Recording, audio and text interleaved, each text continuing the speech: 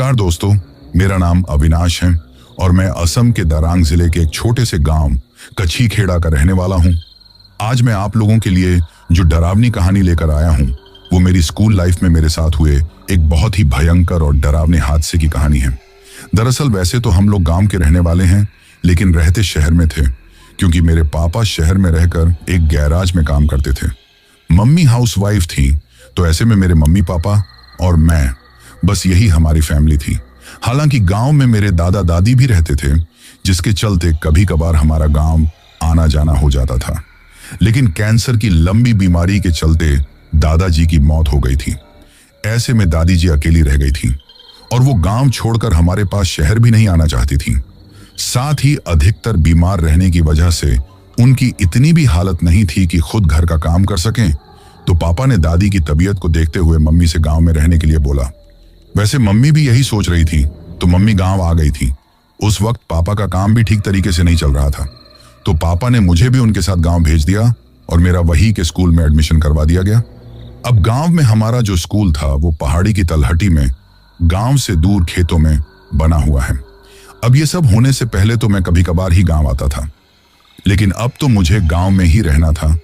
इसलिए अगल बगल के बच्चों से भी मेरी दोस्ती हो गई थी, जो उसी स्कूल में पढ़ते थे और मेरी ही क्लास में थे। लेकिन यहां पर मैं आप लोगों को बता दूं कि जिस दिन पहली बार मैं उस स्कूल में गया था, तो उस स्कूल के गेट के अंदर कदम रखते ही एक तेज हवा का झोंका मेरे पास से होकर गुजरता है। वो हवा का झोंका इतना तेज था कि मैं लड़खड़ाते हुए गिरते गिरते बचा था। ये चीज होते ही मैंने अगल बगल में देखा, पर मुझे कुछ नजर नहीं आया। फिर मैंने इस बात को अपने दिल और दिमाग से निकाल दिया और हर रोज स्कूल जाने लगा। अब जैसा कि मैंने अभी थोड़ी देर पहले आप लोगों को बताया कि पहले दिन से ही स्कूल के कुछ लड़कों से मेरी दोस्ती हो गई थी, लेकिन हमारे पड़ोस में रहने वाले दो लड़के अयान और पार्थिव, इनसे मेरी सबसे अच्छी दोस्ती थी।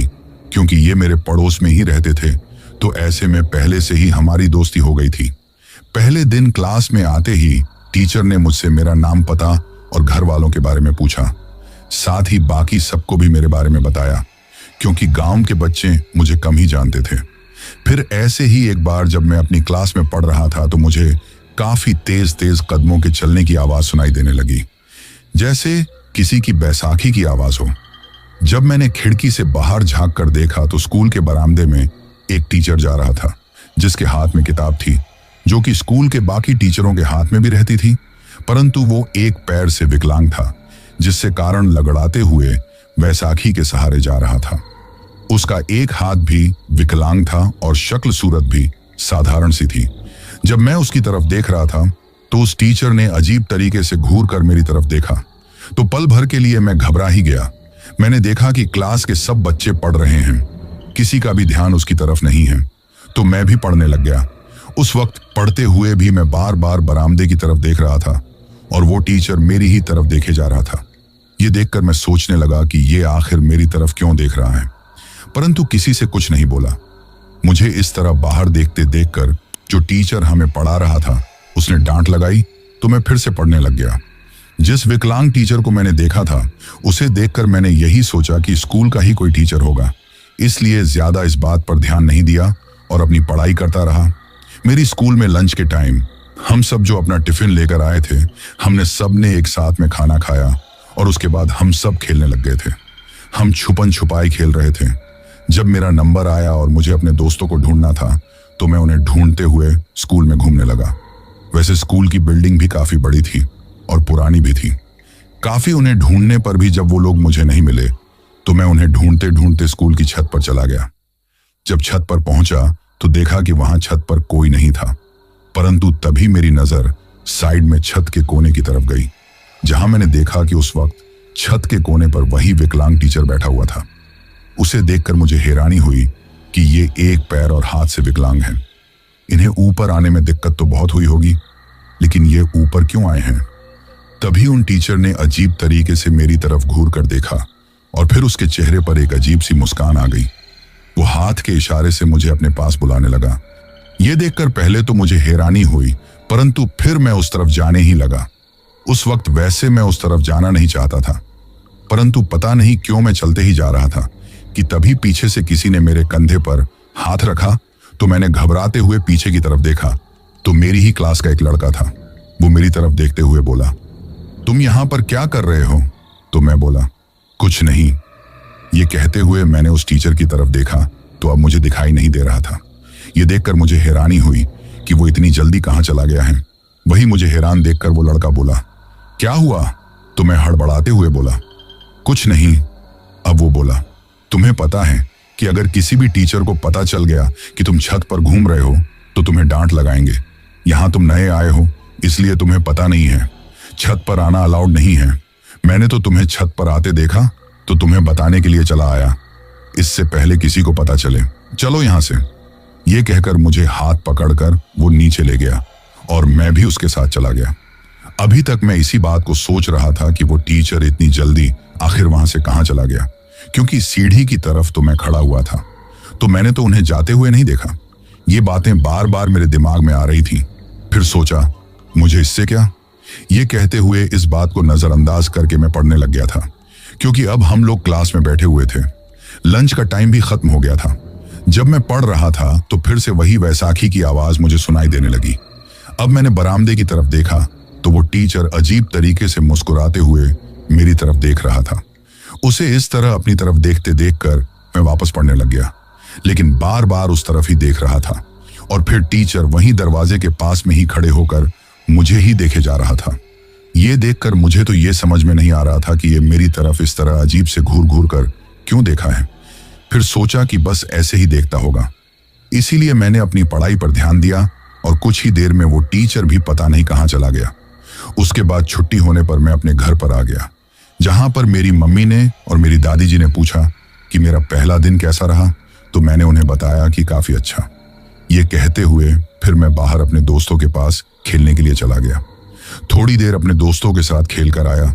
उसके बाद खाना बन गया था तो मैंने हाथ मुंह धोकर खाना खाया, थोड़ी सी पढ़ाई की, फिर सो गया।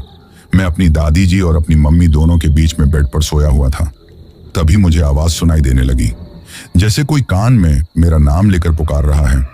उस वक्त नींद में होने की वजह से मैंने इस बात पर ज्यादा ध्यान नहीं दिया, परंतु जब बार बार आवाज सुनाई दे रही थी, अब अपना नाम सुनकर और उस आवाज को सुनकर मैंने घबराते हुए आंखें खोली तो वही टीचर मेरे पास में बैठा हुआ था और अजीब तरीके से मुस्कुराते हुए मुझे देख रहा था। ये देखकर मैं बहुत ज्यादा डर गया। समझ में नहीं आ रहा था कि रात के वक्त आखिर ये हमारे घर पर क्या कर रहा है। तभी वो मेरी तरफ देखकर भयानक सी आवाज में बोला, तुम चलोगे अविनाश? मेरे साथ आओ ना, मैं बहुत अकेला हूं, मेरे साथ चलो ना। ये कहते हुए उसने अपना हाथ मेरी तरफ बढ़ाया था तो मैं डर गया। फिर उसकी आंखों की तरफ देखा। पता नहीं उसकी आंखों में कौन सा जादू था कि अब मेरा डर कम होता गया और मैंने उसकी तरफ हाथ बढ़ाया ही था और मैं उठकर जाने ही लगा था कि पीछे से किसी ने मेरा हाथ पकड़ लिया। अब जैसे ही किसी ने मेरा हाथ पकड़ा तो जैसे पल भर में ही मैं होश में आ गया। घबराते हुए मैंने पीछे देखा तो मेरी दादी थी। वो मेरी तरफ देखकर बोली, बेटा कहाँ जा रहे हो? ये सुनकर हड़बड़ाते हुए मैंने उस टीचर की तरफ देखा तो वो मुझे दिखाई नहीं दिया। अब तो मेरी हैरानी का ठिकाना ही नहीं रहा कि ये मेरे साथ क्या हो रहा है। ऐसे में मुझे इस तरह परेशान देखकर मेरी दादी बोली, बेटा लगता है तुम्हें नींद में चलने की आदत है, और हाथ पकड़कर मुझे अपने पास सुला लिया तो मैं वापस सो गया। पर मुझे अब डर लग रहा था कि अभी कुछ देर पहले मैंने उस टीचर को यहाँ देखा था, तो फिर वो कहाँ चला गया। यही सोचते हुए मैं गहरी नींद में सो गया। तभी मुझे सपने में दिखाई देने लगा कि मैं स्कूल की उस छत पर इधर उधर भाग रहा हूँ और वो टीचर एक जगह कोने में बैठे हुए अजीब तरह से मुस्कुराते हुए मेरी तरफ देख रहा था। उस वक्त मैं बहुत ज्यादा डरा हुआ था। मैं चिल्लाना चाहता था लेकिन चिल्ला नहीं पा रहा था। वही वो टीचर फिर मुझे देखकर अजीब तरह से हंसने लगा और देखते ही देखते उसके दांत काफी भयानक हो गए। ये देखकर मेरी तो आवाज गले में ही अटक गई थी। मैंने देखा कि फिर उसका पूरा रूप भी बदल गया था। अब वो बड़ा भयानक सा लग रहा था। पूरे शरीर पर जगह जगह अजीब तरह के खून के से निशान थे। आंखों के नीचे काला गड्ढा था। आंखें पूरी तरह सफेद थीं और उनके मुंह से लगातार खून निकलते जा रहा था। वो इतना ज्यादा भयानक थे कि घबराते हुए हड़बड़ाते हुए मेरी नींद खुल गई। अब डरते हुए मैंने चारों तरफ देखा लेकिन कुछ भी नजर नहीं आ रहा था। मेरी मम्मी और दादी सोए हुए थे। तो मैंने अपनी मम्मी का हाथ पकड़ा और फिर गहरी नींद में सो गया। उसके बाद मुझे सपने में कुछ भी नहीं दिखाई दिया। सुबह होने पर मैंने इन बातों को एक सपना समझकर नजरअंदाज कर दिया। मैंने तो यही सोचा था कि रात को जो टीचर मुझे अपने कमरे में दिखाई दिया था वो मेरा एक सपना था, इसीलिए इन बातों पर ज्यादा ध्यान नहीं दिया और फिर स्कूल के लिए तैयार होकर घर से बाहर आया तो अयान और पार्थिव दोनों ही मुझे मिल गए थे, जिनके साथ मैं अपने स्कूल चला गया था। आज भी जब मैं पढ़ाई कर रहा था तो मुझे वही टीचर मुझे अजीब तरीके से घूरते हुए स्कूल में दिखाई दिया था, लेकिन मैंने किसी से कुछ नहीं कहा। फिर लंच के टाइम में मैंने देखा कि वो टीचर मेरी तरफ देखते हुए अजीब तरीके से मुस्कुराते हुए अपनी वैसाखी किसी चलते हुए प्रिंसिपल रूम में चला गया। ये देखकर पता नहीं मुझे क्या हुआ, मैं भी भागते हुए उसके पीछे चला गया। मैं प्रिंसिपल रूम में गया और इधर उधर नजर घुमाकर देखा तो वो टीचर मुझे नजर नहीं आया। सामने चेयर पर प्रिंसिपल सर बैठकर कोई काम कर रहे थे। मुझे आए देखकर बोले, बेटा क्या हुआ? तो मैं हड़बड़ाते हुए बोला, कुछ नहीं, और वापस बाहर आ गया। अब मैं सोचने लगा कि मैंने तो खुद अपनी आंखों से उस टीचर को रूम में जाते हुए देखा है, तो फिर वो रूम में है क्यों नहीं? ये सब कुछ मुझे काफी हैरान कर रहा था। परंतु उसके बाद जब मैं अपनी पढ़ाई करने लगा तो अपनी पढ़ाई में इन सब बातों को एक पल के लिए भूल गया था। उसके बाद स्कूल की छुट्टी होने के बाद मैं घर पर आ गया।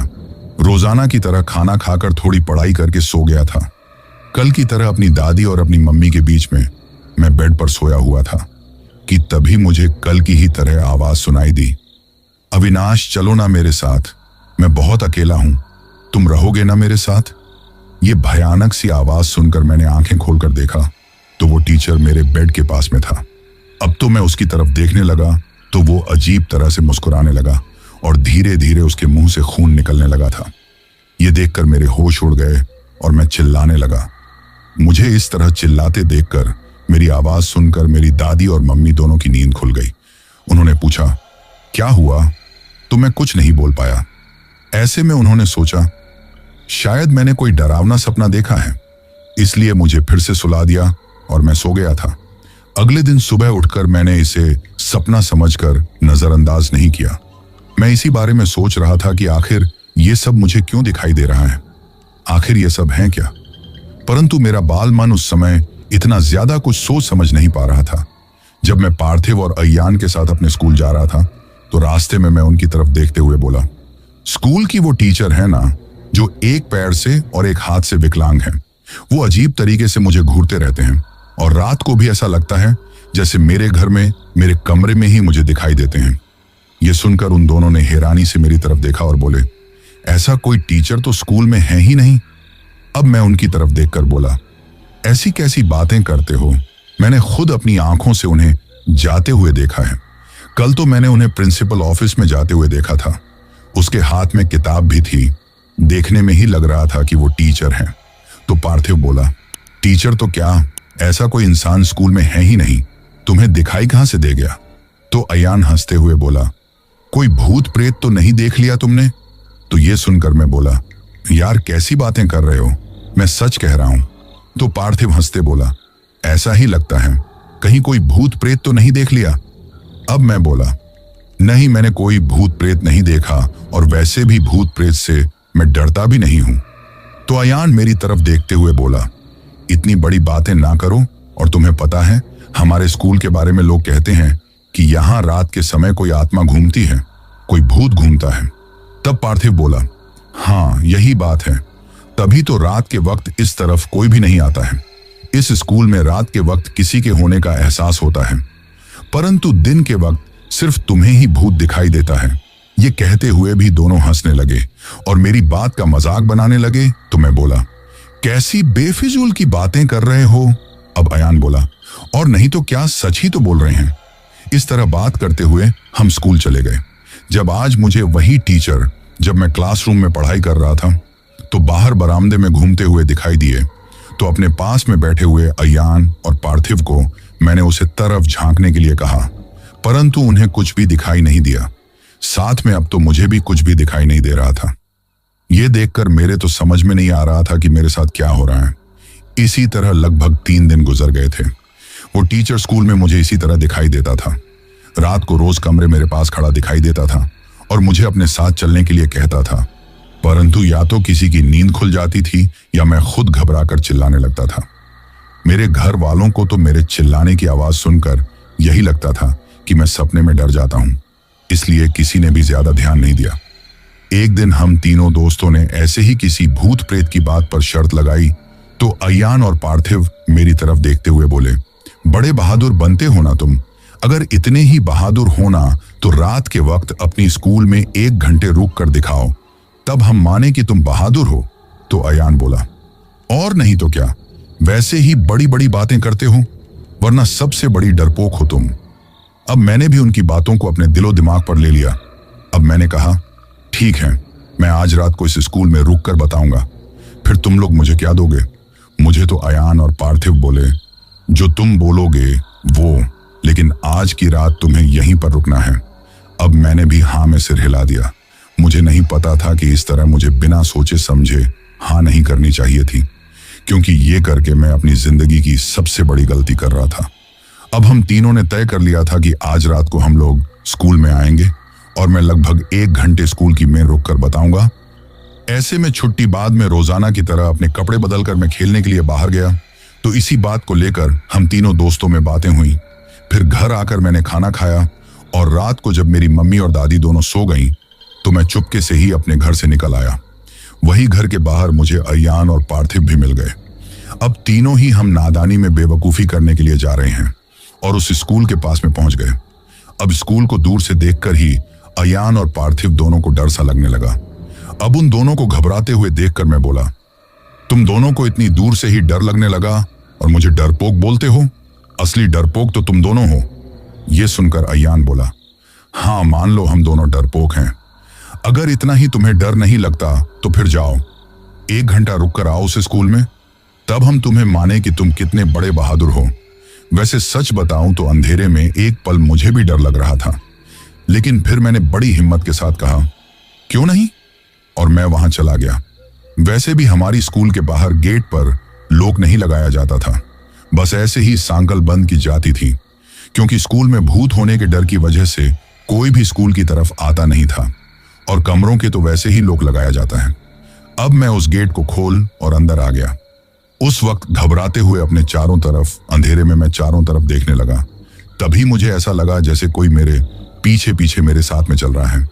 ये महसूस होते ही मैंने पीछे की तरफ देखा तो कुछ भी नजर नहीं आया। तभी अजीब सी आवाज मुझे अपने चारों तरफ से आने लगी, साथ में तेज तेज हवाएं चलने लगी। तो फिर मैंने घबराते हुए चारों तरफ देखा तो जो पेड़ पौधे थे बस उनके ही पत्तों की आवाज आ रही थी। तो मैं हिम्मत करके अपने आप से बोला, मैं डरपोक नहीं हूं। ये कहते हुए मैं आगे बढ़ने लगा। जब आगे बढ़ रहा था तो ऐसा लगा जैसे कोई मेरे पास में होकर गुजर गया हो और मेरे कान में कुछ बोल कर गया है, लेकिन क्या बोला मेरे तो खुद ही समझ में नहीं आया। घबराते हुए इधर उधर देखने पर भी कुछ नजर नहीं आया। पीछे की तरफ देखा तो स्कूल से बाहर टॉर्च लिए हुए अयान और पार्थिव मेरी तरफ देख रहे थे। अब तो उनके आंखों के सामने बहादुर बनने के लिए मैं आगे बढ़ता ही गया। अब स्कूल के बरामदे में आकर मैंने स्कूल के बाहर की तरफ देखा तो अयान और पार्थिव दोनों की टॉर्च मुझे दिखाई नहीं दी। ये देखकर एक पल के लिए तो मैं घबरा गया। फिर सोचने लगा कि शायद दोनों ने ये देखने के लिए कि मैं डरकर भागकर वापस ना आ जाऊं, उन्होंने जानबूझकर अपनी टॉर्च बंद कर ली होगी, परंतु मुझे भी दिखाना है कि मैं डरपोक नहीं हूं। यह सोचकर मैं आगे बढ़ने लगा। तभी जैसे पीछे से किसी ने मेरे कंधे पर हाथ रखा तो मैंने घबराते हुए पीछे की तरफ देखा, लेकिन कुछ भी नजर नहीं आया। तो अब मैं घबराते हुए थोड़ा आगे बढ़ने लगा था। उम्र भी इतनी नहीं थी, डर तो लग रहा था। तभी अचानक स्कूल के कमरों के जो दरवाजे लगे हुए थे ना, उनमें से एक कमरे में ऐसा लगने लगा जैसे भीतर से कोई दरवाजा खटखटा रहा है और बार बार दरवाजा खोलने के लिए बोल रहा है। यह महसूस होते ही मैंने उस तरफ देखा। दरवाजा खटखटाना की आवाज आ रही थी और साथ में किसी की भयानक आवाज सुनाई दे रही थी, बाहर निकलो, मुझे खोलो इसे। यह सुनकर तो मैं डर गया, क्योंकि दरवाजा बाहर से लॉक था। मैं अपने आप से डरते हुए बोला, रात के इस वक्त कमरे में कौन हो सकता है। यह सोचते हुए मैं उस दरवाजे के पास गया और सुनने की कोशिश की कि कौन है। तभी पास के कमरे का दरवाजा खटखटाने की आवाज आई। यह सुनकर मैंने घबराते हुए उस तरफ देखा था कि तभी अचानक सभी कमरों के दरवाजा खटखटाने की आवाज आने लगी। ऐसे में कभी इधर का तो कभी उधर का दरवाजा खटखटाने की आवाज आ रही थी, जिन्हें देखकर मुझे बहुत डर लगने लगा था और मैं घबराते हुए बोला, कौन है? ये कहते हुए मैं थोड़ा आगे घबराते हुए भागने की लगा था। तभी अजीब सी आवाज मुझे सुनाई देने लगी, जो स्कूल के पीछे की तरफ से आ रही थी। ये सुनकर मैंने सोचा, शायद अयान और पार्थिव दोनों मुझे डराने के लिए ऐसा कर रहे हैं। तो मैं आवाज लगाते हुए बोला, तुम दोनों चाहे कुछ भी कर लो, लेकिन मैं नहीं डरने वाला। ये कहते हुए भी मुझे बहुत ज्यादा डर लग रहा था। पीछे से वही वैशाखी की आवाज मुझे सुनाई देने लगी थी, जो और दिन सुनाई देती थी। अब मैंने घबराते हुए पीछे की तरफ मुड़कर देखा तो मुझे कुछ भी नजर नहीं आ रहा था। तभी भी बैसाखी की आवाज है मुझे अपने आगे से सुनाई देने लगी। तुम्हें और ज्यादा घबरा गया। अब घबराते हुए बोला, कौन है, कौन है? ये कहते हुए आगे बढ़ रहा था। सच बताऊं तो एक पल भी मैं वहां नहीं रुकना चाहता था, लेकिन क्या करूं, अपनी शर्त को पूरा करने के लिए रुकना था, क्योंकि मैं सोच रहा था कि अगर मैं घबराकर यहां से भाग जाऊंगा ना, तो वे लोग फिर मेरा मजाक बनाएंगे और मैं अपना मजाक बनते हुए नहीं देख सकता था। ऐसे में तभी आगे बढ़ते बढ़ते किसी चीज से ठुकरा कर मैं नीचे गिर गया, जिससे मेरे पैर में चोट लग गई थी। तो मैंने देखा तो कुछ भी नजर नहीं आया। अब मैं सोचने लगा कि फिर मैं किसी चीज से ठुकरा कर गिरा हूं। ये सोचते हुए आगे की तरफ देखा तो वही टीचर मुझे आगे खड़े हुए दिखाई दिए, जिसके एक हाथ में वैशाखी थी, जिसे देखकर मैं एक पल के लिए डर गया और हिम्मत करके बोला, सर आप इस वक्त यहां? ये सुनकर वो मेरी तरफ देखकर अजीब तरह से मुस्कुराने लगे और फिर बोले, मेरे साथ यही रहना अविनाश, मैं बहुत अकेला हूं। ये सुनकर मैंने ठीक तरह से उनकी तरफ देखा तो अजीब तरह से मुस्कुराते हुए धीरे धीरे उनका रूप बदलने लगा था, जो इतना भयानक हो गया था कि जिसे देखकर मैं बहुत ज्यादा घबरा गया। अब मैं घबरा कर पीछे की तरफ खिसकने लगा तो वो मेरी तरफ बढ़ने लगा। यह देखकर मैं भागने लगा तो वो अचानक लंगड़ाते हुए मेरे पीछे भागने लगे। ऐसे में भागते हुए मैं स्कूल के गेट के पास आया, जिसे मैं खुला छोड़कर ही गया था, परंतु अब वो गेट बंद था। मैं बार बार उस गेट को खोलने की कोशिश कर रहा था, परंतु वो गेट नहीं खुल रहा था। ऐसे में घबराते हुए मैं चिल्लाने लगा और गेट खोलने के लिए कहने लगा, परंतु ना तो मुझे अयान दिखाई दिया, ना मुझे पार्थिव दिखाई दिया। ये देखकर मैं बहुत ज्यादा डर गया। उन दोनों का नाम लेकर घबराते हुए बोला, खोलो इसे, वरना वो मुझे मार डालेगा, खोलो इसे। परंतु किसी ने भी गेट नहीं खोला। तभी मेरी नजर मेरी थोड़ी ऊपर गई। गेट के ऊपर वही टीचर बैठा हुआ था, वही भयानक चेहरा। ये देखकर मैं डरते हुए पीछे की तरफ खिसकते हुए वापस भागते हुए स्कूल के बरामदे में आ गया। मैं रोते हुए चिल्ला रहा था, लेकिन जैसी मेरी आवाज सुनने वाला वहां कोई नहीं था, तभी मुझे एक अजीब तरह की आवाज अपने चारों तरफ सुनाई देने लगी। धीरे धीरे वो आवाज बहुत तेज होती जा रही थी। ये सुनकर तो मैं बहुत ज्यादा डर गया और भागते भागते मैं ऊपर छत पर चला गया। उस वक्त घबराहट की वजह से मुझे पता ही नहीं चला कि मैं भागते हुए कब छत पर आ गया, परंतु फिर अपने आप को छत पर देखकर मैं बहुत ज्यादा डर गया। मैं वहां से नीचे उतरने के लिए वापस भागने लगा, लेकिन सीढ़ियों की तरफ वही टीचर खड़े होकर अजीब तरह से मेरी तरफ देख रहा था। उसका वही भयानक डरावना चेहरा मुझे बहुत ज्यादा डरा रहा था। तभी वो टीचर मेरी तरफ बढ़ने लगा तो मैं घबराते हुए पीछे की तरफ खिसकते हुए अब मैं रोते हुए अपनी मम्मी और अपनी दादी को आवाज लगाने लगा, लेकिन वहां उस सुनसान इलाके में मेरी आवाज सुनने वाला कोई नहीं था।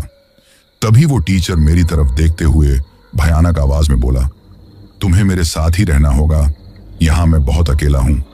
ये कहते हुए वो मेरी तरफ बढ़ने लगा तो घबराते हुए पीछे की तरफ खिसकते हुए मैं छत के कोने पर चला गया। अब वो टीचर जैसे मुझे छत पर से नीचे कूदने के लिए कहने लगा। उसकी भयानक आवाज चारों तरफ सुनाई देने लगी। अब मैं बहुत ज्यादा घबरा रहा था तो वो गुस्से में भयानक आवाज में चिल्लाते हुए बोला, अविनाश नीचे कूद जाओ, मैं हूं ना, फिर तुम हमेशा मेरे साथ रहोगे, नीचे कूद जाओ। लेकिन मैं तो बहुत ज्यादा डर रहा था। ऐसे में फिर घबराते हुए मैं भागते हुए उसके पास से भागते हुए गुजर गया। उसने मुझे पकड़ने की कोशिश की, लेकिन मैं भागते हुए सीढ़ियों से उतरकर नीचे की तरफ आ गया। अब नीचे उतरकर मैं उस बरामदे में भागने लगा तो मुझे अपने चारों तरफ से भयानक हंसने की आवाज सुनाई देने लगी। ये देखकर डरते हुए मैं बरामदे से बाहर निकलता कि तभी अचानक उल्टा लटकते हुए वो टीचर मेरे सामने आ गया। उसे इस तरह उल्टा लटकते हुए ये देखकर मैं खुद भी हैरान था। साथ में बहुत ज्यादा डर गया था, क्योंकि वो टीचर ऊपर छज्जे पर से नीचे की तरफ उल्टा लटक रहा था। उसके पैर काफी लंबे लग रहे थे। ये देखकर घबराते हुए अब मुझ में इतनी हिम्मत नहीं थी कि मैं भाग सकूं।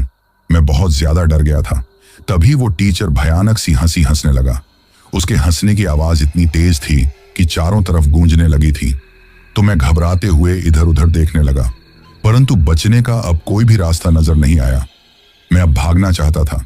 उस वक्त पता नहीं कौन सी शक्ति थी कि इतना सब कुछ देखकर भी मैं बेहोश नहीं हुआ। अब मैं जैसे ही भागने लगा तो अचानक दीवार पर से मेरी तरफ कुछ कूदा। तो मैंने देखा वो टीचर दीवार से चिपके हुए थे और फिर मुझे देखकर मेरी तरफ छलांग लगा दी।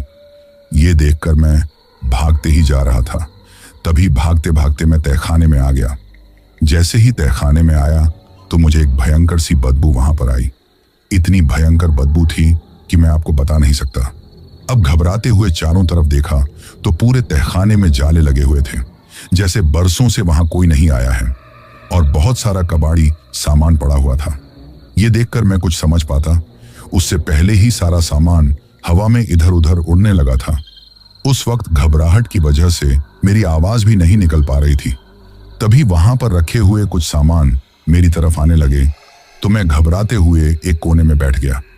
मैंने देखा कि तभी वो टीचर अजीब तरीके से मुझे कमरे में देखते जा रहा था, और उस कोने में बैठे बैठे अब मुझे ऐसा लगने लगा जैसे मैं नींद में ना चला जाऊं।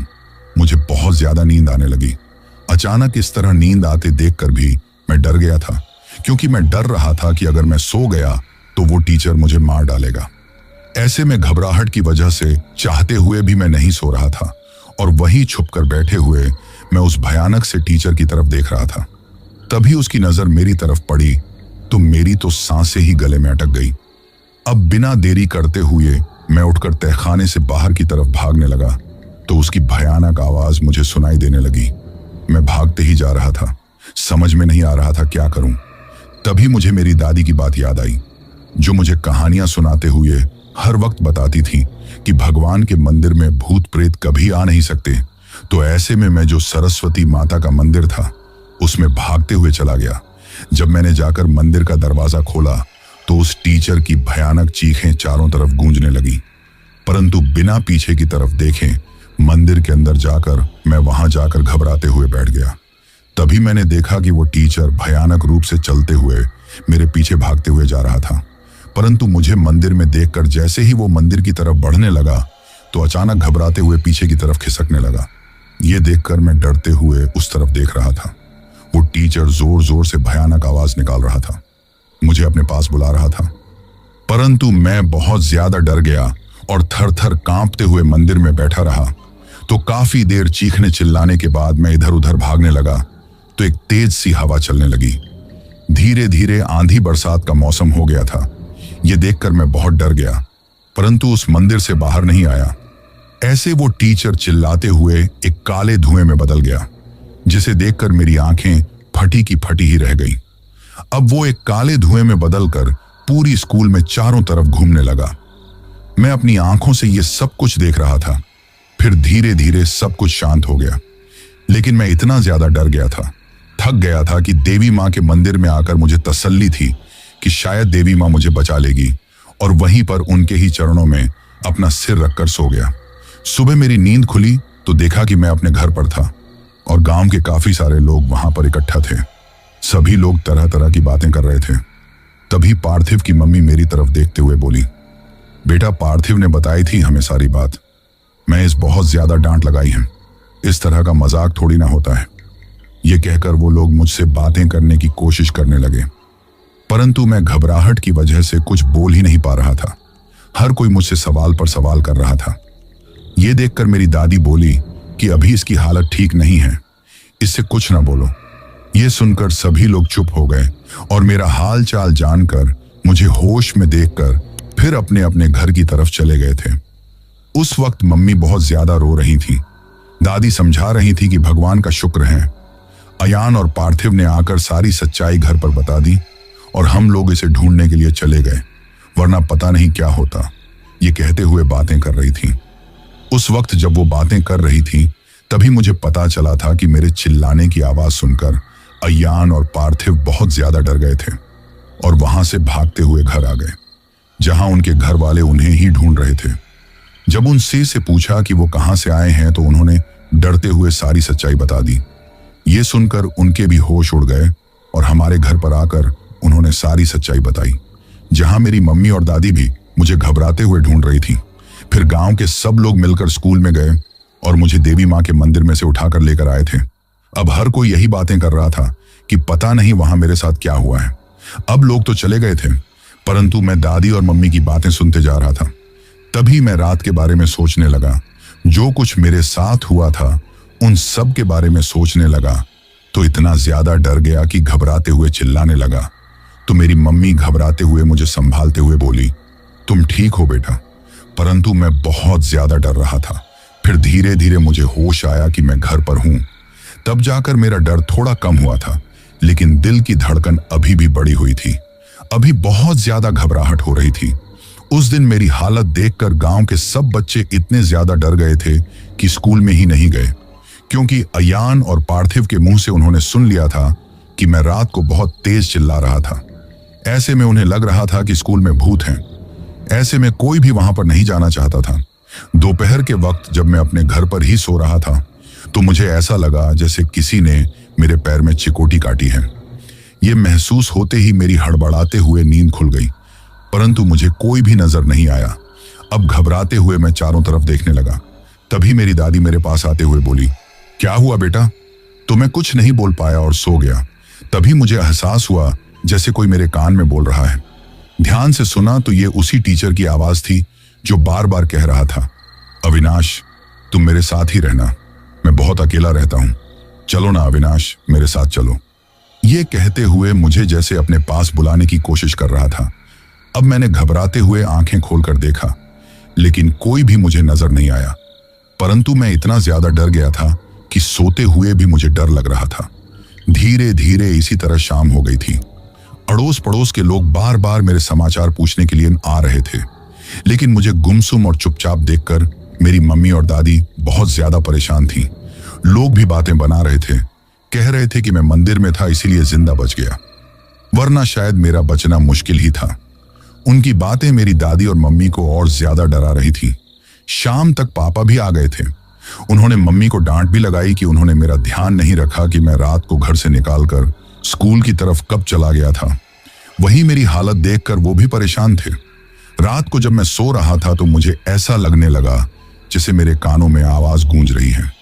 धीरे धीरे आवाज और तेज आती गई। वही टीचर मुझे भयानक आवाज में अपने पास बुला रहा था, जिसकी वजह से मैं नींद में भी बहुत ज्यादा घबरा रहा था, लेकिन आंखें नहीं खोल पा रहा था। तभी मुझे एहसास हुआ जैसे मैं हवा में उड़ रहा हूं। ये महसूस होते ही हड़बड़ाते हुए आंखें खोली तो सच में ऐसा ही था। मैं हवा में ही लहरा रहा था। ये देखकर मैं बहुत ज्यादा डर गया। सामने देखा तो वही भयानक चेहरे वाला टीचर बैठे हुए मेरी तरफ अजीब तरह से मुस्कुराते हुए देख रहा था। मेरी दादी और मम्मी मुझे बीच में लेकर ही सो रही थी। पापा बरामदे में ही सो रहे थे। तभी वो टीचर मेरे पास आकर जोर जोर से रोने लगा और मेरी तरफ देखकर बोला, अविनाश मेरे साथ चलो ना, मैं बहुत अकेला हूं। ये कहते हुए उसने अपना हाथ मेरी तरफ बढ़ाया तो उसका हाथ अजीब तरह से आगे बढ़ने लगा। उसके हाथों के नाखून भी पहले की बजाय अजीब से हो गए थे, जैसे हाथों में नाखून भी नहीं थे। ये देखकर अब मैं चिल्लाना चाहता था, लेकिन चिल्ला नहीं पा रहा था। तभी एक भयानक आवाज मेरे कानों में गूंजी, अविनाश मेरे साथ चलो ना, मैं बहुत अकेला हूं। यह सुनकर मैं हाथ पैर पीटने लगा, अपने आप को बचाने की कोशिश करने लगा, परंतु चाहते हुए भी कुछ कर नहीं पा रहा था। वो टीचर अजीब तरह से मेरी तरफ देखकर मुस्कुराते हुए मेरे पास आया और मेरा हाथ पकड़ लिया। ये देखकर मैं अपना हाथ छुड़ाना चाहता था, परंतु वो हवा में ही खींचते हुए मुझे जबरदस्ती अपने साथ ले जाने लगा। अब मेरे तो सोचने समझने की शक्ति ही खत्म हो गई थी। ऐसा लग रहा था जैसे आंखें अभी कुछ ही देर में बंद हो जाएगी, लेकिन मैं जबरदस्ती आंखों को खोलने की कोशिश कर रहा था। तभी अचानक मेरी मम्मी की नींद खुल गई तो मुझे इस तरह हवा में लहराते देखकर उसकी चीख निकल गई। जैसे ही वो चिल्लाई तो धम्म से बेड पर आकर गिर गया, लेकिन बहुत ज्यादा घबरा गया था। मम्मी ने भागकर मुझे गले लगा लिया। मैंने घबराते हुए दरवाजे की तरफ देखा। अब वो टीचर मुझे कहीं भी दिखाई नहीं दे रहा था, लेकिन मेरी सांसें उखड़ रही थीं। मैं बहुत ज्यादा डर गया था। उस वक्त मम्मी के चिल्लाने की आवाज सुनकर मेरी दादी जी और पापा दोनों जाग गए। अब पापा आकर पूछने लगे तो मम्मी घबराते हुए कुछ बोल नहीं पा रही थी। साथ में मेरी हालत देखकर भी दादी जी और पापा बहुत ज्यादा घबरा गए। अब पापा और दादी ने ज्यादा पूछा तो मम्मी ने हिम्मत करके घबराते हुए सारी बात बताई, जिसे सुनकर तो पापा और दादी दोनों के होश उड़ गए। उस रात घबराते हुए मैं कुछ नहीं बोल पाया था। मैं बहुत ज्यादा डर गया था। सोचने समझने की शक्ति ही खत्म हो गई थी। मेरी हालत देखते हुए और मेरी चिंता में अब घबराते हुए घर में कोई भी नहीं सो पाया था। सुबह होते ही पड़ोस के कुछ लोग मेरी हालत जानने के लिए आ गए थे। अब पापा की बात सुनकर कि रात में मेरे साथ क्या हुआ था, ये जानकर भी लोग काफी ज्यादा परेशान हो गए। धीरे धीरे पूरे गांव में ये बात फैल गई। ऐसे में हमारे घर पर गांव के सारे लोग इकट्ठा हो गए थे। वही गांव में भी अब एक डर का माहौल फैल गया था। हर कोई स्कूल के नाम से डरने लगा। हर कोई अपने बच्चों को नहीं भेजना चाहता ताकि उनके साथ गलत ना हो जाए। बार बार हर कोई यही कह रहा था कि उस विकलांग टीचर की आत्मा वहां पर घूमती है, जिसने ही शायद मुझे डराया है। ये कहते हुए सब लोग मेरे बारे में ही बातें कर रहे थे। तभी उन लोगों से मुझे एक बात सुनने को आई कि सालों पहले जब स्कूल में एक नया टीचर आया था जो एक पैर और एक हाथ से लाचार था, वो बैसाखी की मदद से चला करता था। उसकी शक्ल सूरत भी ठीक तरीके की नहीं थी। ऐसे में उसके रूप रंग को देखकर स्कूल में हर कोई मजाक बनाता था। यहां तक कि स्टाफ की टीचर भी उससे ठीक तरह से बातें नहीं करते थे। कभी कभार बात ही बातों में उसके ऊपर कोई बात हंसते हुए बोल दी जाती थी, जो वैसे तो मजाक में होती थी, परंतु उस टीचर के दिलों दिमाग पर जाकर लगती थी। वैसे क्लासरूम में भी बच्चे भी उसका मजाक बनाने में, शरारत करने में पीछे नहीं रहते थे। ऐसा कोई भी मौका नहीं छोड़ते जब उसे परेशान ना किया गया हो। सबका इस तरह का व्यवहार देखकर उसे बहुत तकलीफ होती थी। उसी वक्त स्कूल में एक टीचर आई थी, रितु। रितु मैम देखने में भी बहुत खूबसूरत थी और व्यवहार की भी बहुत अच्छी थी। हर किसी के प्रति उसका व्यवहार बहुत अच्छा था। ऐसे में वो उस टीचर जिनका नाम तेजराम था, उससे ठीक तरीके से बातें करती थी। वैसे स्टाफ में तो कोई भी तेजराम सर का खुलेआम मजाक नहीं बनाता था, लेकिन बच्चे जब भी कोई ऐसी हरकत करते थे ना, तो रितु मैम उन्हें काफी डांटती थी। यहां तक कि तेजराम सर की काबिलियत की वो बहुत तारीफ की करती थी। ऐसे में तेजराम सर भी अब उससे ठीक तरीके से बातें करने लग गए थे और कुछ ही समय में दोनों के बीच अच्छी दोस्ती हो गई थी। अब तेजराम सर मन ही मन में रितु मैम से प्यार करने लगे थे, क्योंकि उन्हें जिंदगी में पहली बार कोई ऐसा इंसान मिला था जिसने उससे ठीक तरह से बातें की थी। उसकी कमी को ना देखकर उसकी खूबी को देखा था। उसका मजाक ना बनाकर उसकी काबिलियत की तारीफ की थी। वरना लोगों का तो क्या, उसके घर वालों ने भी कभी उनसे ठीक तरह से बातें नहीं की थी, ना कोई और उनसे ठीक तरह से बातें करता था। परंतु रितु मैम वो जैसे उनकी हर तकलीफ समझती थी। तेजराम सर के प्रति रितु मैम की हमदर्दी ने तेजराम सर के दिलो दिमाग में एक प्यार का रूप ले लिया था। परंतु ये तेजराम सर का एक तरफा प्यार था, क्योंकि रितु मैम के दिलो दिमाग में तेजराम सर को लेकर ऐसी कोई भी बातें नहीं थी। धीरे धीरे इसी तरह दिन गुजर रहे थे, लेकिन एक दिन ऐसा कुछ हुआ जिसकी कभी तेज राम सर ने सपने में भी कल्पना नहीं की थी। हुआ यह था कि सुबह स्कूल के वक्त एक दिन रितु मैम मिठाई का डिब्बा लेकर स्कूल में आई और सभी को मिठाई देने लगी। उस वक्त उन्हें इतना खुश देखकर और मिठाई देने का कारण पूछने पर उन्होंने सभी को बताया कि उसका रिश्ता तय हो गया है। जब तेजराम सर ने यह सुना तो उनके तो होश उड़ गए थे, क्योंकि उन्हें तो लगता था कि जिस तरह वो रितु मैम को चाहते हैं उसी तरह वो भी उन्हें चाहती होगी। परंतु आज उनके रिश्ते की बात सुनकर वो बहुत ज्यादा परेशान हो गए थे। स्कूल में, स्टाफ में भी इस बारे में लोगों को पहले शक था कि रितु मैम की हमदर्दी को तेजराम सर प्यार समझते हैं। ऐसे में लोग पीठ पीछे उनका मजाक भी बनाते थे। परंतु अब तेजराम सर की सूरत देखकर सबको हंसी आ रही थी। हर कोई मजाक ही मजाक में या बातों को घुमा फिराकर तेजराम कर के ऊपर कमेंट कर रहा था। साथ में ही रितु मैम से जानबूझकर उनकी शादी की चर्चा कर रहे थे, जिसकी तेजराम सर उन्हें बहुत ज्यादा तकलीफ हो रही थी। वही रितु मैम इन सबसे अनजान थी। ऐसे में तेजराम सर को उदास और परेशान देखकर जब रितु मैम ने अकेले में तेजराम सर से उदास रहने का कारण पूछा, तो तेजराम सर उन्होंने हिम्मत करके जब रितु मैम को अपने दिल की बात बताई, रितु के तो होश उड़ गए। उस वक्त भी उन्होंने शांति से काम लिया और तेजराम सर को समझाने की कोशिश की कि ऐसा उनके दिल में कुछ भी नहीं है। परंतु तेजराम सर तो जबरदस्ती अपने प्यार को उनके ऊपर थोपना चाहते थे। तो रितु मैम को भी गुस्सा आ गया और वो उनकी तरफ देखते हुए गुस्से में बोली, आपने सोच भी कैसे लिया कि मैं आपसे शादी करूंगी? आप कहां और मैं कहां? हम दोनों का कोई मेल नहीं है। अरे इंसानियत के नाते मैंने आपसे अच्छे से बातें क्या कर ली कि आप मेरे बारे में ऐसे सोचते हैं? आज के बाद मेरे सामने कभी इस तरह की फालतू बात भी मत करना। यह कहकर वो गुस्से में उस दिन स्कूल से जल्दी ही छुट्टी लेकर घर चली गई थी। वैसे ही लोगों का व्यवहार तो पहले ही उसे तकलीफ पहुंचाता था, लेकिन आज रितु मैम के मुंह से ये सब कुछ सुनकर तेजराम सर का तो दिल ही टूट गया था। इन सब की वजह से उन्हें बहुत तकलीफ में हो रही थी। वैसे वो पड़ोस के ही गांव का रहने वाला था। स्कूल की छुट्टी होने पर अपने घर चला गया था। अगले दिन स्कूल में आकर उसने रितु मैम के आने का इंतजार किया, लेकिन रितु मैम नहीं आई थी। किसी से पता चला कि उसकी शादी की तैयारी में बिजी है। वही रितु मैम जब तेजराम सर से कह रही थी कि वो उनसे प्यार नहीं करती, तभी वही की एक टीचर ने ये बात सुन ली थी और पूरे स्टाफ में ये बात बोल दी थी, जिससे हर कोई तेजराम सर का मजाक बनाने लगा था। एक तो तेजराम सर पहले ही इस बात से तकलीफ में थे कि रितु, जिससे वो बहुत ज्यादा प्यार करते थे, वो किसी और से शादी कर रही हैं, उसे दूर जा रही हैं। ये सब कुछ करता उसके लिए बर्दाश्त करना मुश्किल था। ऊपर से सभी के ताने, इन सब से वो बहुत ज्यादा दुखी हो गए थे। ऐसे में उन्होंने अकेले रहना शुरू कर दिया। वो किसी से ज्यादा बातें नहीं करते थे, ना किसी के पास बैठते थे।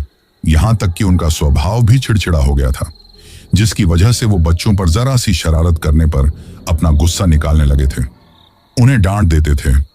ऐसे में कुछ शरारती बच्चे जो कि उसका होमवर्क भी नहीं करके लाते थे और उनका मजाक बनाते थे। एक दिन तेजराम सर ने गुस्से में आकर उनके ऊपर हाथ उठा दिया था, जिससे वे बहुत ज्यादा गुस्सा हो गए और उन चारों बच्चों ने एक शरारत सूझी। उन्हें तेजराम सर से बदला लेना था, लेकिन इस शरारत में उन्हें यह भी नहीं पता था कि क्या होने वाला है। एक दिन जब रितु मैम स्कूल आई तो तेजराम सर ने उनसे बात करने की कोशिश की, लेकिन उन्होंने उनसे ठीक तरह से बातें भी नहीं की। ये देखकर उन बच्चों ने एक प्लान बनाया और लंच के टाइम तेजराम सर से कहा कि रितु मैम उन्हें ऊपर छत पर अकेले बुला रही हैं। ये सुनकर तेजराम सर बहुत खुश हो गए। सोचा कि शायद अब सब ठीक हो जाएगा, और वो जैसे तैसे छत पर चढ़ गए। वैसे ही विकलांग थे, उनसे छत पर चढ़ा नहीं जाता था, परंतु जैसे तैसे चढ़ गए थे। वहां जाकर उन्होंने देखा रितु मैम नहीं थी। तो तेजराम सर ने पीछे देखा तो वही चारों बच्चे खड़े हुए थे, जो कि 10वीं क्लास के स्टूडेंट थे। तो ये देखकर तेजराम सर गुस्से में उन पर चिल्लाने लगे, तो उन बच्चों ने उनके हाथ से उनकी बैसाखियां छीन ली। इसके लिए बिना चलना तेजराम सर के लिए बहुत मुश्किल था। वो अब उनका मजाक बनाते हुए चारों तरफ भागने लगे और तेजराम सर उनसे बैसाखी छीनने की कोशिश करने लगा। ये देखकर उन बच्चों ने तेजराम सर की बैसाखियों को छज्जे पर रख दिया और तेजराम सर से लेने के लिए कहा। ये देखकर तेजराम सर ने बहुत कहा कि वे उन्हें वापस बैसाखियां लाकर दे दें, लेकिन वे सभी बच्चे भागते हुए नीचे आ गए थे, क्योंकि स्कूल का लंच टाइम खत्म हो गया था। ये देखकर तेजराम सर किसी को आवाज लगाते तो सभी बच्चे अपनी क्लासरूम में चले गए थे और सारा स्टाफ ऑफिस में था। तो किसी ने भी शायद उनके चिल्लाने की आवाज नहीं सुनी। तेजराम सर ऊपर छत पर किस हाल में है, इस बारे में किसी को पता नहीं चला था।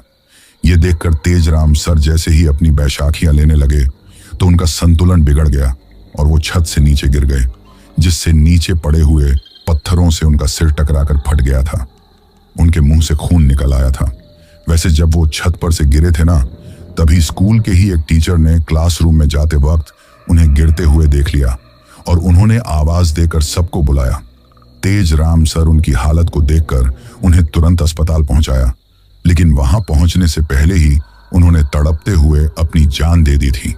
अचानक स्कूल में हुए इस हादसे की वजह से हर कोई बहुत ज्यादा परेशान हो गया।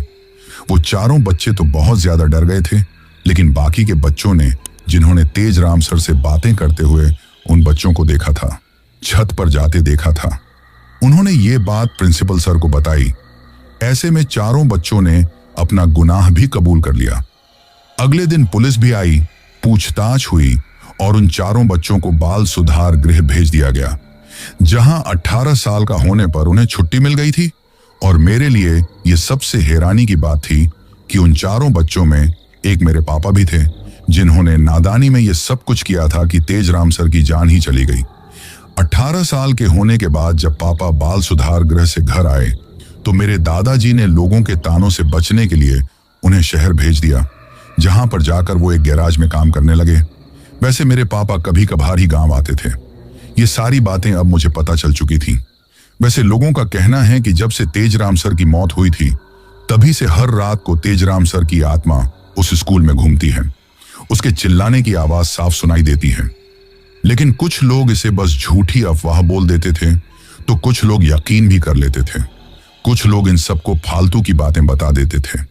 चाहे जो हो, पर स्कूल में पढ़ने वाले बच्चों को दिन के समय कभी भी ऐसा कोई एहसास नहीं हुआ जिससे यह महसूस हो कि तेजराम सर की आत्मा अब भी उसी स्कूल में घूमती है। परंतु मेरे साथ जो हादसा हुआ था उसके बाद लोगों को अब धीरे धीरे यकीन होने लगा था कि तेजराम सर की आत्मा सच में ही उस स्कूल में घूमती है। लोगों का तो यह भी कहना था कि शायद तेजराम सर की आत्मा मुझसे अपने पापा का बदला लेने के लिए आई है। मेरे पापा इन सब की वजह से बहुत तकलीफ में थे। वैसे तेजराम सर की मौत के बाद भी उन्हें अपनी गलतियों का पछतावा हुआ था, परंतु वो चाहते हुए अब कुछ भी नहीं कर सकते थे।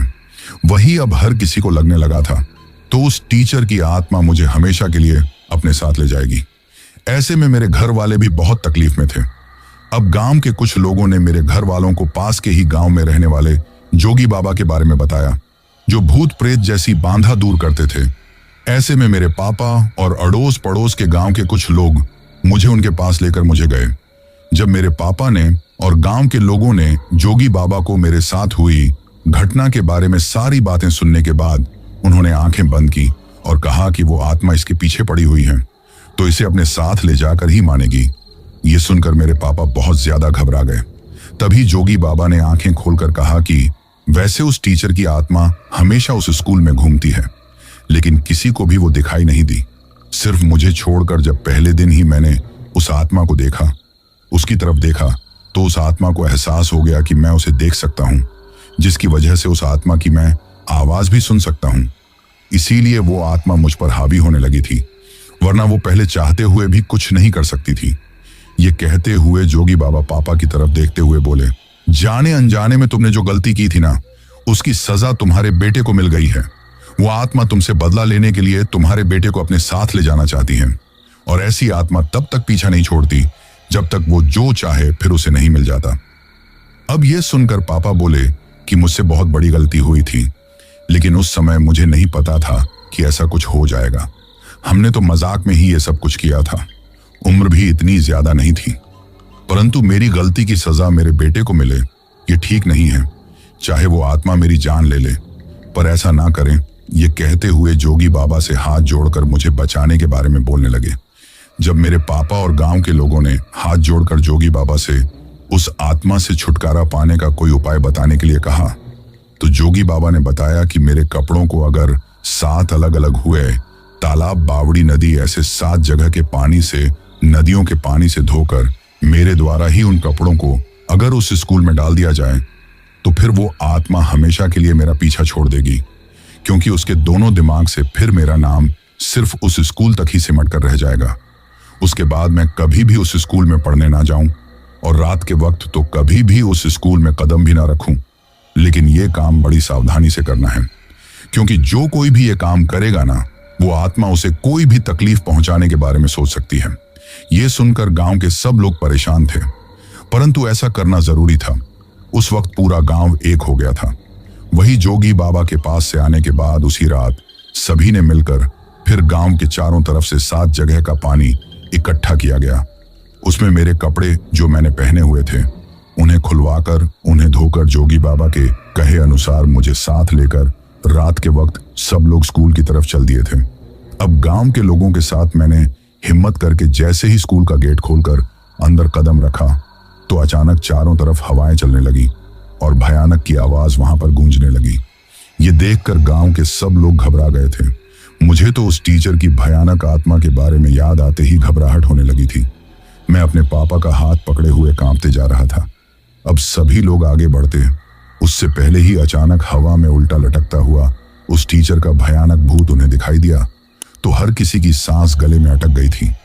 कुछ लोग तो इतने ज्यादा घबरा गए थे कि अपनी जान बचाने के बारे में सोचकर स्कूल से भागते हुए अपने घर की तरफ चले गए। परंतु कुछ लोगों ने हिम्मत दिखाई और आग जलाकर उस टीचर की आत्मा की तरफ की, तो वह जोर जोर से भयानक रूप से चिल्लाकर सबको डराने की कोशिश करने लगा। उसकी आवाज इतनी ज्यादा भयानक थी कि हर कोई घबरा गया था। तभी अचानक उस टीचर ने मेरी तरफ देखा और उसके चेहरे पर एक अजीब सी मुस्कान आ गई। ये देखकर कोई कुछ समझ पाता कि उससे पहले ही मैं अपनी जगह पर से अपने आप ही हवा में उड़ने लगा था। ये देखकर हर किसी के होश उड़ गए। मेरे पापा ने मुझे बचाने की, मुझे पकड़ने की बहुत कोशिश की, लेकिन कुछ नहीं कर पाए। अब तो हर कोई घबरा गया। तभी उस टीचर ने अपना हाथ बढ़ाया और मेरा गला पकड़ लिया। ये देखकर मैं बहुत ज्यादा डर गया था। तभी मेरे पापा उस टीचर की तरफ देखकर हाथ जोड़कर रोते हुए बोले, मेरी गलती की सजा मुझे दे दो, लेकिन मेरे बेटे को छोड़ दो। तभी उस टीचर ने घूर कर मेरे पापा की तरफ देखा और गुस्से में चिल्लाते हुए बोला, उस दिन तुम लोगों ने मेरी जिंदगी का मजाक बनाया था ना, आज तुम्हारे बेटे की और तुम्हारी जिंदगी का मजाक बनेगा। ये कहते हुए भयानक रूप से हंसने लगा। उस वक्त मैं अपने आप को बचाने के लिए रो रहा था। गांव के लोग भी मुझे उस आत्मा से बचाने के लिए आग उसकी तरफ कर रहे थे, लेकिन वो टीचर मुझे लेकर वहां से हवा में लहराते हुए स्कूल की छत की तरफ जाने ही लगा था कि तभी गांव के ही एक बूढ़े आदमी ने भगवान का नाम लेकर आग से जलती हुई मशाल उस टीचर की आत्मा की तरफ जैसे ही फेंकी, तो अचानक उस टीचर की आत्मा घबराते हुए पीछे की तरफ हो गई और उसके हाथ से मैं छूटकर देवी माँ का जो मंदिर था ना, उसके सामने थोड़ी दूरी पर आकर गिर गया। मेरे सिर में थोड़ी चोट लग गई थी। ये देखकर मेरे पापा भागते हुए वहां पर गए और मुझे लेकर देवी माँ के मंदिर में बैठ गए, जिससे वो आत्मा मेरा कुछ न बिगाड़ सके। उस वक्त मैं बहुत ज्यादा डर गया था। मुझे घबराते देखकर पापा समझा रहे थे कि देवी माँ है ना, कुछ नहीं होगा, लेकिन मेरे तो जैसे दिमाग ने ही काम करना छोड़ दिया था। मैं घबराते हुए उस आत्मा की तरफ देखते जा रहा था। अब वो टीचर भयानक आवाज में चिल्लाने लगा था। ये देखकर गांव के लोग भी बहुत ज्यादा डर गए। तभी गांव के लोग मेरे पास में आए, हाथ में आग लिए। उन्होंने चारों तरफ से मुझे घेर लिया और मैं उनके साथ में उस जगह पर गया जहां पर वो टीचर उस छत पर से गिरे थे। पापा ने वो जगह मुझे बताई और मैंने कपड़े वहां पर डाले, परंतु अब हमारा वहां से निकलना मुश्किल हो गया था, क्योंकि अब चारों तरफ उस टीचर की भयानक चीखने, चिल्लाने, रोने की आवाज सुनाई दे रही थी। समझ में नहीं आ रहा था कि आवाजें किधर से आ रही हैं। आत्मा तो अब दिखाई नहीं दे रही थी, बस आवाजें ही चारों तरफ से सुनाई दे रही थी। ऐसे में किसी को भी समझ में नहीं आ रहा था कि क्या करें। तभी हम भगवान का नाम लेकर वहां से भागने की कोशिश करने लगे, तो अचानक तेज तेज हवा चलने लगी थी, जिससे सारी आग की जलती हुई मशालें बुझ गई। अब जैसे ही आग बुझी तो लोगों की चीख पुकार मच गई थी, क्योंकि किसी को लग रहा था जैसे कोई उनका पैर पकड़कर खींच रहा है, किसी को लग रहा था जैसे कोई उनका गला दबा रहा है। हर तरफ डर फैल गया था। गांव के लोगों को अब अपनी मौत नजर आने लगी थी। तभी वो आत्मा हमें दिखाई दी, जो बड़े ही भयानक रूप में थी। पूरा शरीर सफेद, आंखों की पुतली सफेद और मुंह से खून निकल रहा था। इसके साथ में ही देखते उसका पूरा सिर फटने लगा, जिसमें जगह जगह से खून और मांस निकलने लगा था। ये देखकर हम बहुत ज्यादा डर गए। तभी उन टीचर ने अपना हाथ मुझे पकड़ने के लिए मेरी तरफ बढ़ाया ही था कि ऐसे में तभी जोगी बाबा वहां पहुंच गए। वो तेज आवाज में मंत्र बोलते हुए जैसे ही वहां गए तो उन्हें आए देखकर टीचर की आत्मा घबराते हुए पीछे खिसक गई। अब पूरी स्कूल में चीख पुकार मच गई। टीचर की आत्मा उन्हें डराने की कोशिश करने लगी, परंतु जोगी बाबा डरने वालों में से नहीं थे। उन्होंने सभी लोगों की तरफ इशारा किया और देखते ही देखते सब लोग उनके पास आ गए। अब वो जोर जोर से मंत्र बोलने लगे तो वो आत्मा दर्द में तड़पने लगी, चिल्लाने लगी। ये देखकर जोगी बाबा अपनी सिद्धियों के दम पर गांव के लोगों को बचाकर लेकर तो आ गए थे, लेकिन वे लोग काफी घबरा गए थे। उस रात कोई भी गांव में एक पल के लिए भी ना सो पाया था। हर किसी को एक अनजाना सा डर सता रहा था। मुझे तो तुरंत ही बुखार आ गया था। अब तो चारों तरफ डर का माहौल फैल गया था, इसलिए उस स्कूल में बच्चों को भेजना तो दूर की बात है, कोई अब उस स्कूल की तरफ देखना भी नहीं चाहता था। अगले दिन भी किसी बच्चे को स्कूल ना आते देखकर प्रिंसिपल सर गांव में आए, सबसे बातें की, तो वो खुद भी परेशान हो गए। ऐसे में फिर प्रिंसिपल सर ने सब गांव वालों से मिलकर बातें करके स्कूल में एक पवित्र हवन करवाने के बारे में सोचा, जिससे वो बुरी आत्मा हमेशा के लिए दूर चली जाए। उस रात गांव के लोग मेरे घर में इकट्ठा थे कि कहीं वो आत्मा फिर मुझे कोई तकलीफ ना पहुंचा दे।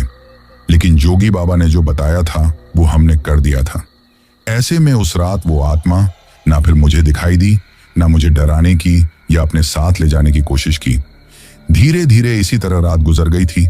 सुबह ही पवित्र हवन का आयोजन जैसे ही स्कूल में गांव के लोगों के साथ शुरू करना चाहा, तो वैसे ही तेज तेज आंधी चलने लगी। ये देखकर हर कोई घबरा गया। बड़ी मुश्किल से हवन करने की कोशिश की जा रही थी। तभी अचानक पूरे स्कूल में ऐसा लगने लगा जैसे कोई भाग रहा है। उसकी आवाज सुनाई दे रही थी, लेकिन दिखाई कोई नहीं दे रहा था। फिर बैसाखी के चलने की आवाज भी सुनाई दे रही थी। ये देखकर गांव के सारे लोग घबरा गए थे। उस वक्त गांव के जो छोटे बच्चे थे, औरतें थीं, उनको तो वो लेकर ही नहीं गए थे। तभी एक भयानक सी आवाज सुनाई दी, मुझे यहां से कोई नहीं निकाल सकता, मैं यहीं रहूंगा। यह आवाज इतनी भयानक थी कि हर किसी का कलेजा मुंह को आ गया था। फिर किसी के चीखने की, चिल्लाने की, रोने की आवाज सुनाई देने लगी, जिसकी वजह से दिन के वक्त भी लोग इतना ज्यादा डर गए थे कि एक पल भी वहां रुकना नहीं चाहते थे। जैसे तैसे हवन पूरा करने की कोशिश की गई, लेकिन हवन पूरा नहीं हुआ। उससे पहले ही वहां पर न जाने कहां से बहुत सारा खून आकर गिर गया, जिसे देखकर घबराते हुए लोग अपने अपने घरों को भाग आए थे। अब तो सब लोग बहुत ज्यादा डर गए थे, स्कूल की तरफ देखना भी नहीं चाहते थे। उस रात गांव के लोगों का कहना था कि उस स्कूल में बहुत जोर जोर से चीखने चिल्लाने की आवाज सुनाई दी थी। ऐसे में अब कोई भी उस स्कूल में अपने बच्चों को नहीं भेजना चाहता था। ऐसी स्थिति देखते हुए प्रिंसिपल सर ने इस बारे में कलेक्टर सर को बताया, तो 2 दिन बाद जिला कलेक्टर सर खुद गांव आए। सारी बातें जानी और सारी बातें सुनकर उन पर यकीन किया और कुछ वक्त के लिए गांव का ही एक खाली मकान स्कूल के लिए किराए पर ले लिया। इसके साथ ही नए स्कूल की बिल्डिंग बनाने का काम शुरू हो गया था। साथ में ही जो पुरानी स्कूल की बिल्डिंग थी उसे हमेशा के लिए छोड़ दिया गया। धीरे धीरे समय में गुजरने के साथ बिल्डिंग बनना शुरू हो गई और फिर जब बिल्डिंग बनकर तैयार हुई तो शुभ मुहूर्त के हिसाब से उसका शुभारंभ किया गया और फिर वहां पर स्कूल भी शुरू हो गई थी। वहां अब तक भी किसी तरह की कोई प्रॉब्लम नहीं है। पुरानी स्कूल उस तरफ अब कोई जाना भी ठीक नहीं समझता। लोगों का कहना है कि आज भी वहां पर उस टीचर की आत्मा की चिल्लाने की आवाज सुनाई देती है। आज लोग उस स्कूल को भूतिया स्कूल के नाम से जानते हैं। परंतु मेरे साथ जो हादसा हुआ था ना, उसके बाद मेरे पापा अब हमें गांव नहीं छोड़ना चाहते थे। दादी भी अब सब कुछ जानकर हमारे साथ रहने को तैयार थी, तो हम लोग फिर वापस शहर लौट गए। अब कभी कभी गांव जाते हैं। इतने साल बीत गए, लेकिन आज भी मैं उस हादसे को नहीं भुला पाया। जब भी उस बारे में याद करता हूं ना, तो सच बताऊं बहुत ज्यादा घबरा जाता हूं। मेरे साथ जो कुछ हुआ था ना, उसके बाद में अक्सर सपने में बहुत ज्यादा डर जाता और चिल्लाने लगता था। मेरे घर वाले मुझे समझाते थे। धीरे धीरे मैं इस डर से उबरने लगा था। लगभग 6 महीने बाद मैं थोड़ी ठीक तरह से जिंदगी जीने लगा था। वैसे कभी कभी अक्सर वो बातें रात में सपने में भी दिखाई देती हैं, जो बहुत ज्यादा डरा जाती हैं। तो कभी रात को ऐसा लगता है जैसे उस टीचर की आत्मा अब भी मेरे पास में खड़ी हुई मुझे घूर रही हैं और अपने साथ ले जाने के लिए बोल रही हैं। वैसे ही मैंने आप सब लोगों को अपने साथ घटी इस सच्ची घटना के बारे में इसलिए बताया है कि कभी कभी हमारे अपनों के अच्छे कर्म हमें बड़ी से बड़ी मुसीबत से बचा लेते हैं, तो कभी कभी हमारे अपनों की जाने अनजाने में की हुई गलतियां हमें बड़ी मुसीबत में भी डाल देती हैं। इसलिए जहां तक हो सके हमें अच्छे ही कर्म ही करने चाहिए, ताकि हमारी वजह से हमारे बच्चों को या किसी कोई भी तकलीफ ना उठानी पड़े। तो दोस्तों, ये थी हमारी आज की कहानी। कहानी आपको कैसी लगी ये आप मुझे कमेंट बॉक्स में कमेंट करके जरूर बताना।